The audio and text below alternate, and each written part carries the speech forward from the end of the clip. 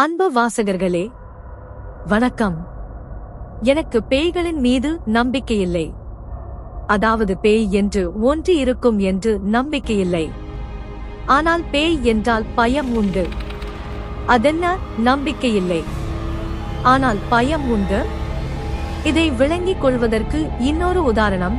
என் மனைவியிடம் ஒரு இடத்திற்கு போகிறேன் என்று சொல்லிவிட்டு அந்த இடத்திற்கு போகாமல் வேறொரு இடத்திற்கு போகிறேன் என்று வைத்துக் கொள்ளுங்கள். நான் செல்வதாக சொன்ன இடத்திற்கு அவள் வருவாள் என்று எனக்கு நம்பிக்கை இல்லை. ஆனால் வந்து விடுவாளோ என்ற பயம் உண்டு. என்ன? ஒன்றும் புரியவில்லையா? இதுதான் பேய் குழப்பம் என்பது. யாராவது ஒருவர் என்னுடன் வந்தால் போதும். நள்ளிரவு 2 மணிக்கு கூட சுடுகாட்டுக்கு போய் புளிய மரத்தில் ஆணி அடித்துவிட்டு வந்து விடுவேன். ஆனால் தனியாக போய் இரவு 2 மணிக்கு இந்த காரியத்தை என்னை செய்யச் சொன்னால் சற்று யோசிப்பேன். ஏனெனில் எனக்கு பயம். என் இளம்பிராயம். சுமார் 30 வயது இருக்கும். திருமணமாகி 6 மாதம்தான் ஆகியிருந்தது. அப்போது நடந்த ஒரு சம்பவத்தை சொல்கிறேன், கேளுங்கள். வந்தனா தியேட்டரில் எக்ஸார்சிஸ்ட் படம் போட்டிருந்தார்கள். பழைய ஆங்கில படம், பேய் படம். அந்த படத்துக்கு போக விருப்பம் இருந்தாலும் பயம். அந்த நேரம் பார்த்து தைரியம் இருந்தால் அந்த படத்துக்கு செகண்ட் ஷோ தனியாக போய் விட்டு வந்து டிக்கெட்டை காட்டு பார்க்கலாம் என்று நண்பன் ஒருவன் 500 ரூபாய் பந்தயம் கட்டி சவால் விட என்னுள் ஒரு உத்வேகம் எழுந்தது. சவாலை ஏற்றுக்கொண்டேன். போதாக்குறைக்கு விஷயத்தை கேள்விப்பட்ட என் மனைவி, நீங்களா எக்ஸார்சிஸ்ட் படத்திற்கா? இரவு 2 மணி ஆட்டத்திற்கா? தனியாகவா என்று அடுக்கடுக்காக கலாய்த்து தள்ள என் ரோஷம் இன்னும் 10 டிகிரி கூடியது. அந்த இரவும் வந்தது. ஒரு டார்ச், ஒரு தடி, கொஞ்சம் பொறி, பீந்த விளக்குமாறு, பீந்த செருப்பு இவற்றை சேகரித்துக் கொண்டு என் சைக்கிளில் கிளம்பினேன். சரியாக 10 மணிக்கு வந்தனா தியேட்டரில் இருந்தேன். இரவு காட்சி என்பதாலோ என்னவோ கூட்டம் சற்று குறைவுதான். சைக்கிள் ஸ்டாண்டில் நிறுத்தி டோக்கன் வாங்கிக் கொண்டு டிக்கெட் கவுண்டரை நோக்கி நடந்தேன். நீளமான வெள்ளை தாடியை வைத்துக் கொண்டு கண்கள் கோவை பழம் போல் மின்ன பெரியவர் ஒருவர் கவுண்டரில் டிக்கெட் கொடுத்துக் கொண்டிருந்தார். அவரை பார்த்தாலே ஏதோ ஒரு அமானுஷ்ய மனிதரை போல் இருந்தது.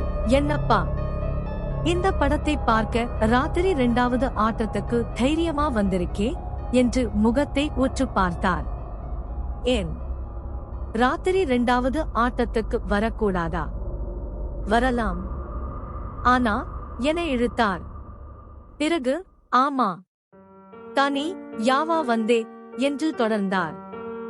ஆமா, தனி யாதான். ஏன் தனியா வரக்கூடாதா? வரலாம்.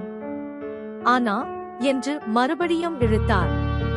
பின் படம் முடிய ராத்திரி 1:30 மணிக்கு மேலே ஆயிடம் தெரியும்ல என்றார். ஏன் 1:30 மணிக்கு மேலே ஆனா என்ன? ஆகலாம். ஆனா என்று இழுத்துவிட்டு சரி போ என்று முடித்துக் கொண்டார். அவருடைய ஒவ்வொரு கேள்வியும் உள்ளூர எனக்கு உதறல் கொடுத்தாலும் ஏதோ அவரிடம் வீராவேசமாக பேசிவிட்டேன்.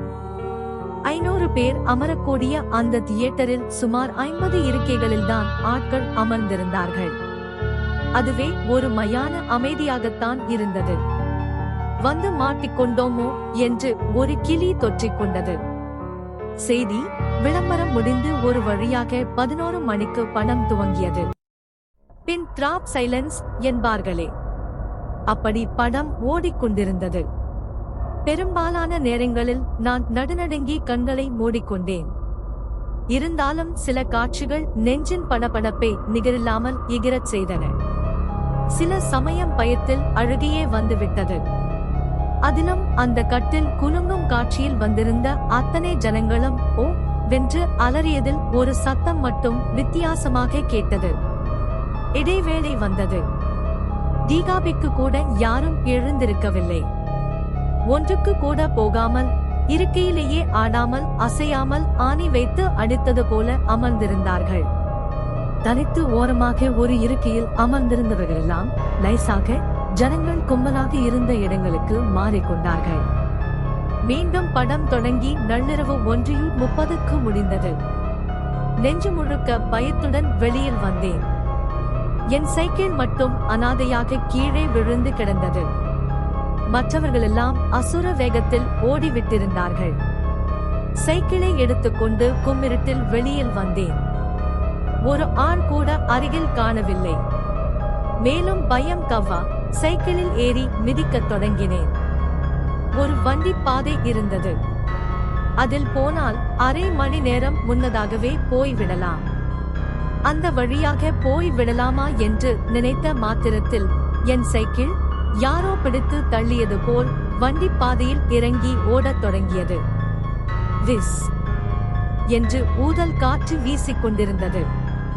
லேசான மழை தூறல் வேறு ஆரம்பித்தது. இருமருங்கும் செடி கொடிகளிலிருந்து சர சர என்று சத்தம் வந்து கொண்டிருந்தது. பாம்பு கீம்பு இருக்குமோ மனம் படபடத்தது.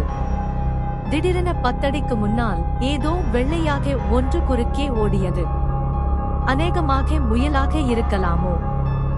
ஆனால் இங்கு பகலில் முயலெல்லாம் பார்த்ததில்லையே. குறுகுறுவென்று பார்த்து கொண்டே பெடலை முடிந்தவரை அமுக்கினேன். ஓஹும்! பாதையில் நிறைய மேடு பள்ளம் இருந்ததால் சைக்கிள் முரண்டு பிடித்தது. சைக்கிளிலிருந்து செயின் சத்தமா, பெடல் சத்தமா, ஹேண்டில் பார் சத்தமா தெரியவில்லை. கிரண் ரீச் கிரண் ரீச் என்று சத்தம் எழுப்பி ஒருவித பயத்தை உண்டு பண்ணியது. ஏனடா இந்த பாதையில் வந்தோம் என்று பயம் தொற்றிக் கொண்டு விட்டது. இது போதாதென்று திரையில் பார்த்த அத்தனை பயங்கரமான காட்சிகளும் என் கண் முன்னாடி வந்து வந்து போய்கொண்டே இருந்தன. வடுக்களும் வெடிப்புகளும் நிறைந்து முகம் முழுக்க இரத்த விழாருடன் வரும் அந்த பெண்ணின் முகம் வேறு அடிக்கடி தோன்றி என் இரத்த கொதிப்பை உயர்த்தி நெஞ்சை வெடிக்கச் செய்துவிடும் போல் இருந்தது. திரும்பி போய் விடலாமா என்று திரும்பி வந்த திசையை பார்த்தேன். பகீர் என்றது தொலை வா நத்து ரத்தில் ஒரு உருவம் அசைந்து அசைந்து வருவது போல் தோன்றியது. வடவெடி புறத்த விழார் பெண்ணின் முகம் பளிச் பளிச் என்று மின்னல் போல் தோன்றி தோன்றி மறைந்து மறைந்து லேப்டாப்பை எகிரச் செய்தது கொண்டிருந்தது. இனி திரும்பக்கூடாது என்று முடிவு செய்து சைக்கிள் ஹேண்டில் பாரில் மாட்டியிருந்த பொருள்கள் அடங்கிய பையை ஒரு தடவை தொட்டு பார்த்து கொண்டேன். முடிந்தவரை வேகமாக ஓட்டினேன். திடீரென யாரோ பிடித்து தள்ளியது போல் இருந்தது. தொகுக்கடீரென கீழே விழுந்தேன். இடையில் வந்த ஒரு பள்ளத்தால் விழுந்தேனா அல்லது ஏதோ ஒரு உருவம் பிடித்து தள்ளிவிட்டு விழுந்தேனா தெரியவில்லை. தட்டு தடுமாறி எழுந்து கொண்டு மீண்டும் சைக்கிளில் ஏறி அமுக்கினால் பொடக் என்று சைக்கிள் செயின் கழன்று விட்டது. நின்று செயினை போடுவதற்கு உடம்பில் தெம்போ மனதில் தைரியமோ இல்லை. எப்படியாவது அந்த இடத்தை விட்டு ஒரே ஓட்டமாக ஓடிவிடு என்று மனசு துரத்தியது. திரும்பி பார்த்தால் சுமார் 200 மீட்டருக்கு அப்பால் மீண்டும் அந்த உருவம். வடுவெடி புறத்த விழார் முகம் பளீஜ். அவசர அவசரமாக நான் கொண்டு வந்திருந்த பீந்த செருப்பை அதை நோக்கி வீசி எறிந்தேன். பின் திரும்பி பார்க்காமல் சைக்கிளை இழுத்துக்கொண்டு ஓடினேன். 5 நிமிடத்தில் எல்லாம் அடங்கி ஆழ்கடல் இருள் போல் இருந்தது. நைசாக திரும்பி பார்த்தால் அந்த உருவம் இன்னும் வேக வேகமாக என்னை நோக்கி வந்து கொண்டிருப்பது தெரிந்தது. பதற்றம் தொற்றிக்கொள்ள மளமளவென்று பீந்த விளக்குமாற்றை தூக்கி உருவத்தை குறிப்பாக பார்க்காமல் முடிந்த மட்டும் பழத்தை திரட்டிக் கொண்டு வீசி எறிந்தேன். ஏதோ ஒரு விசித்திரமான சத்தம் எழுந்து அடங்கியது. பிறகு ரிஸ்க் வேண்டாம் என்று பொரியையும் எடுத்து திரும்பி கூட பார்க்காமல் தூக்கி எறிந்துவிட்டு சைக்கிளை இழுத்துக்கொண்டு இன்னும் வேகமாக ஓட்டம் பிடித்தேன். அதன் பிறகு திரும்பி பார்க்கவே இல்லை. ஒரு வழியாக வண்டிப்பாதை முடிந்து பிரதான சாலை வந்தது.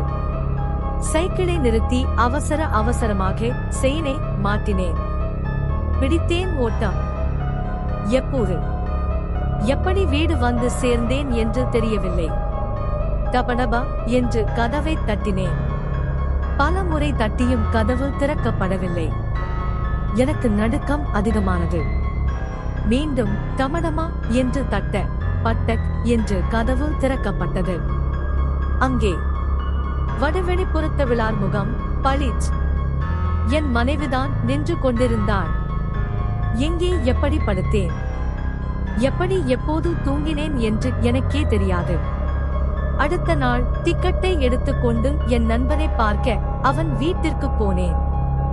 அவன் 101 டிகிரி ஜுரத்தில் படுத்து பினாத்திக் கொண்டிருந்தான். எனக்கு ஜுரம் வந்து நான் பினாத்திக் கொண்டிருந்தால் அதில் ஓர் அர்த்தம் இருக்கிறது. இதென்ன இவன்? இப்போதான் நாம் மசூதிக்கு போய் மந்திரித்துக் கொண்டு வந்தோம். ராத்திரி எங்கோ போய் பயந்து விழுந்தடிச்சி ஓடி வந்திருக்காரு. கேட்டா ஒன்னும் சொல்ல மாட்டேங்கிறாரு. பேந்த பேந்த முழிக்கிறாரு. ஜூட் நண்பனின் மனைவி அழாத குறையாக புலம்பினார். ஒரு வழியாக நண்பனை தேற்றி விஷயத்தை கேட்டபோது தெரிய வந்த தகவல்கள். நேற்று இரவு நான் போன அதே படத்துக்கு நண்பனும் வந்திருக்கிறான். படம் முடிந்த போது பயம் தொற்றிக் கொண்டது. திரும்பி வர யாரும் துணை இல்லாமல் போனது. திரும்பி வரும்போது வண்டி பாதை வழியாக வந்தது. அப்போது தன்னிலிருந்து சற்றே நெடுந்தொலைவுக்கு முன்னால் ஒரு கரு உருவம் விசித்திரமான குட்டி சாத்தானை போன்ற ஏதோ ஒன்றை இழுத்து கொண்டு போய்க் கொண்டிருந்தது. அது அவ்வப்போது திரும்பி பார்த்து தன் மீது செருப்பு விளக்குமாறு பொறி என கைக்கு கிடைத்ததையெல்லாம் விட்டிருந்தது. பின் திடீரென அந்த உருவம் மறைந்து போனது. பின் ஒரு வழியாக வீடு வந்து சேர்ந்தது என்று பல விவரங்களை நண்பன் சொல்ல சொல்ல எனக்கு எல்லாம் புரிந்தது. உங்களுக்கும் எல்லாம் புரிந்திருக்கும் தானே? சினிமா பட டிக்கெட்டை எடுத்து நீட்டினேன். திரு திரு என்று விழித்தான் நண்பன்.